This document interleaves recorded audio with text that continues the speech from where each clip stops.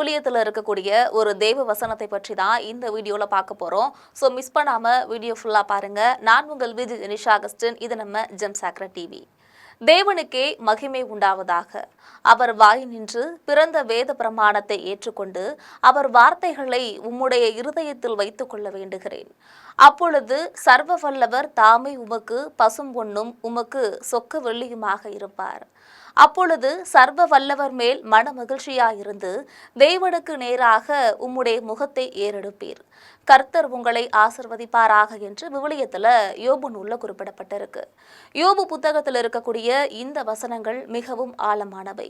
ஒரு மனிதன் இறைவார்த்தைக்கு தன்னுடைய இதயத்துல இடம் கொடுக்கும் போது அவனுடைய வாழ்வு எவ்வளவு மேன்மையாக மாறும் என்பதற்கு இவை சான்றாக இருக்கின்றன.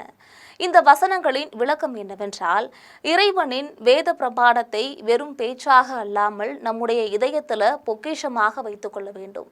மேலும் அழிகின்ற பொன்னையும் வெள்ளியையும் விட சர்வ வல்லவரே நமக்கு விலையேற பெற்ற பசும் பொன்னாகவும் சொக்க வெள்ளியுமாகவும் மாறுகிறார். அதாவது அவர் ஒருவரே நமக்கு முழுமையான திருப்தி. நாம் அவரோடு இணைந்திருக்கும் போது பயமோ குற்ற உணர்ச்சியோ இன்றி மன மகிழ்ச்சியோடு நம் முகத்தை அவருக்கு நேரடியாக ஏறெடுக்க முடியும். இதே போன்று இன்னொரு தேவ வார்த்தைகளோடு உங்களை சந்திக்கிறேன். ஆமென்.